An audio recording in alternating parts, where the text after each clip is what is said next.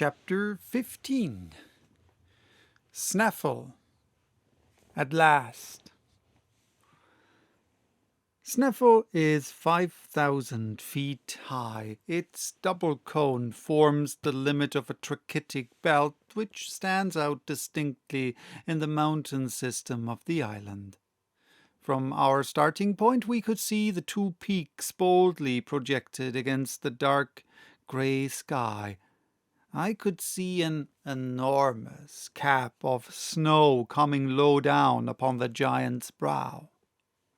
We walked in single file, headed by the hunter, who ascended by narrow tracks, where two could not have gone abreast.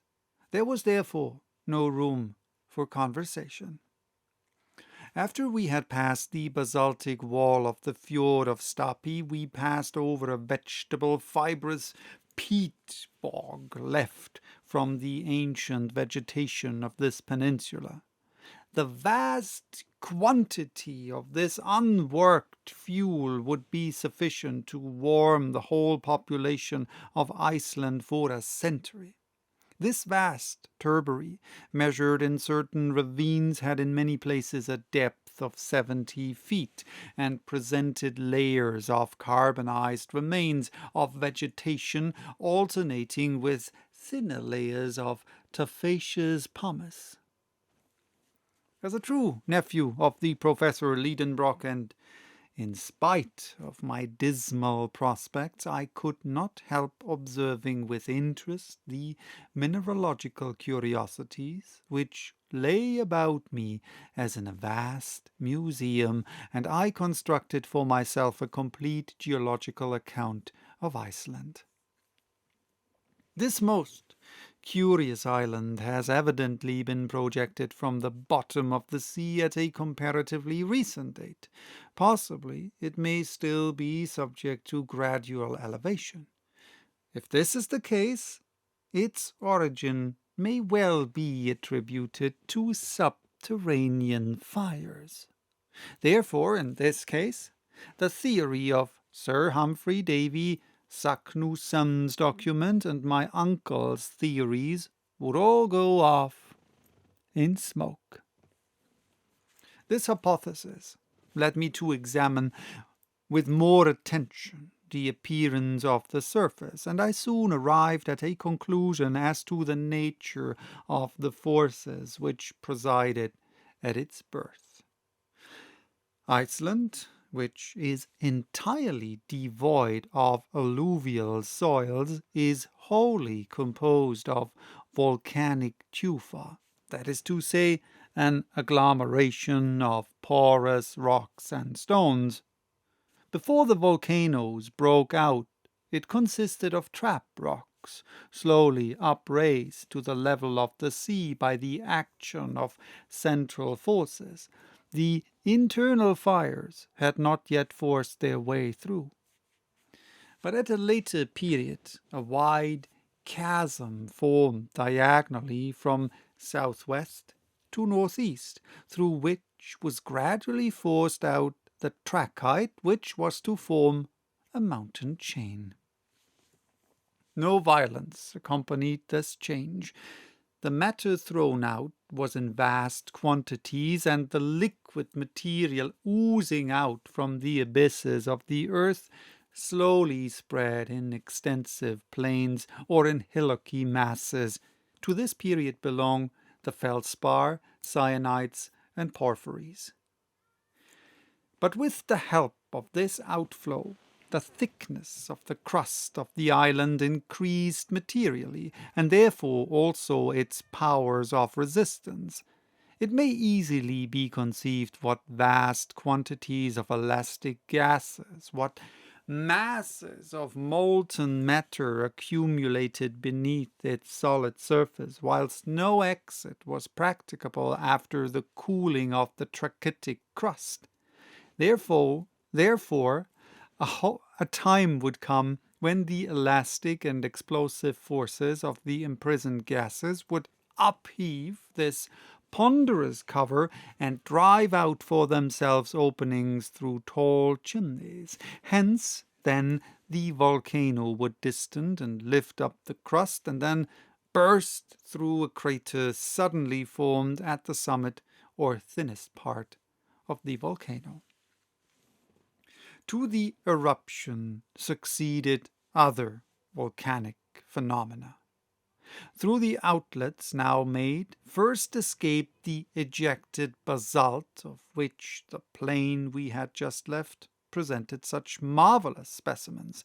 We were moving over grey rocks of dense and massive formation, which in cooling had formed into hexagonal prisms.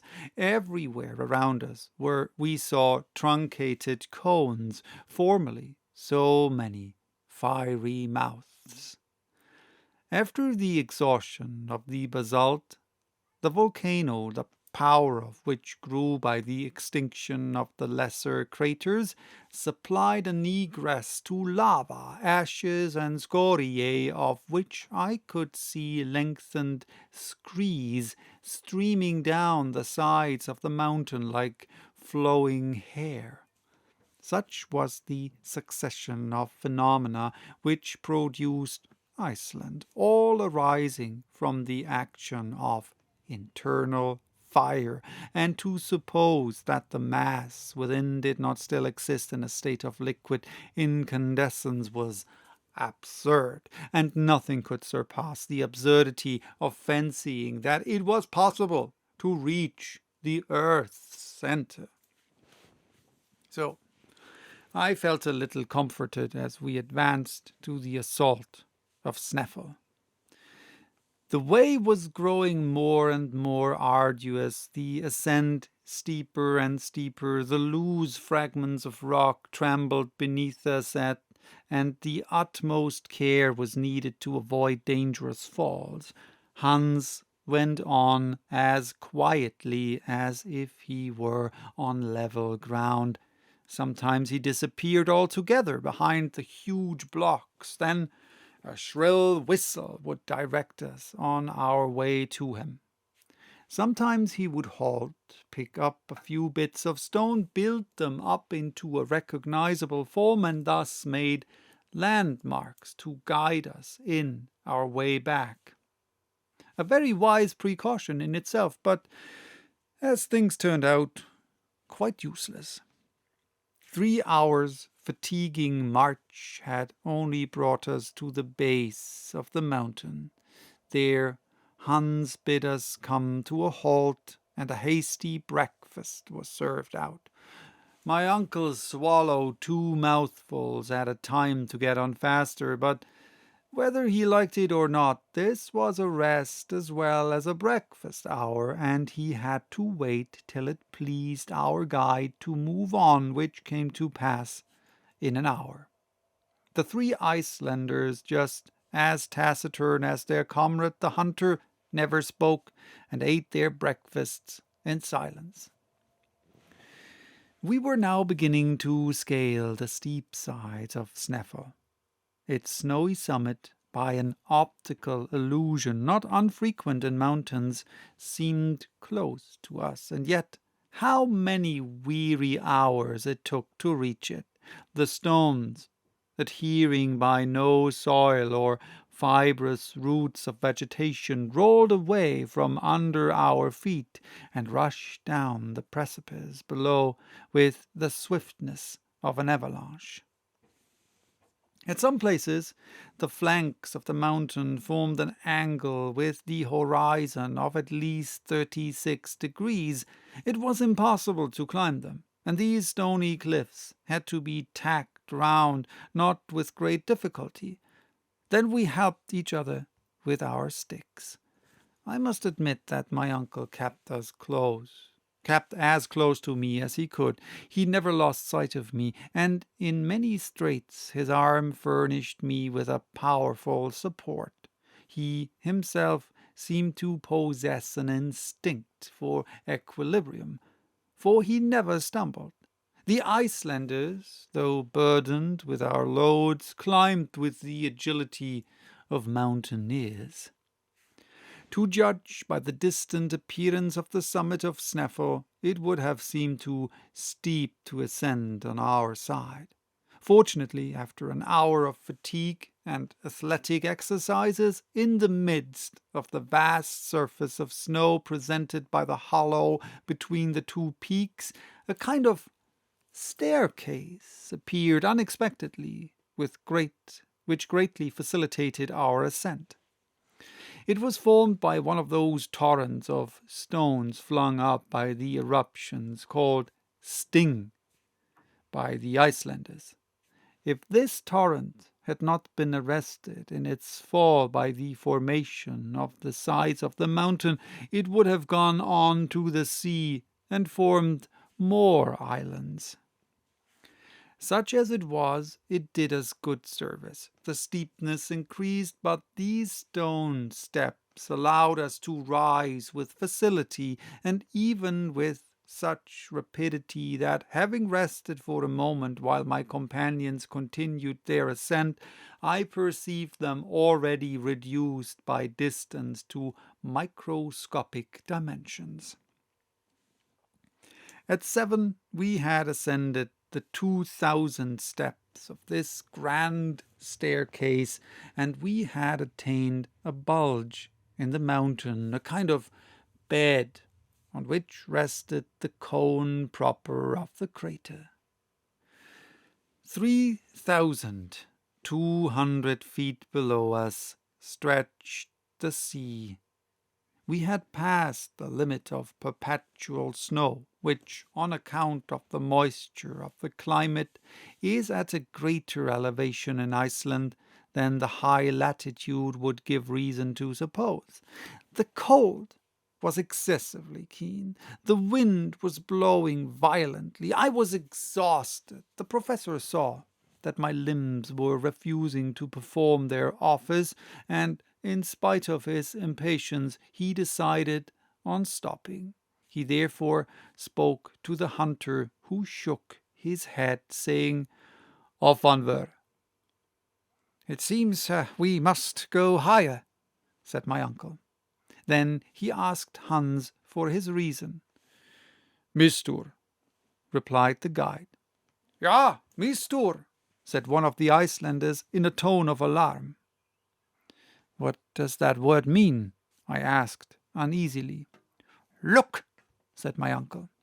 I looked down upon the plain. An immense column of pulverized pumice, sand, and dust was rising with a whirling circular motion like a water spout. The wind was lashing it onto that side of Snaefell where we were holding on. This dense veil hung across the sun, threw a deep shadow over the mountain. If that huge revolving pillar sloped down, it would involve us in its whirling eddies. This phenomenon, which is not unfrequent when the wind blows from the glaciers, is called in Icelandic mistur. "Astik, astik," cried our guide. Without knowing Danish, I understood at once that we must follow.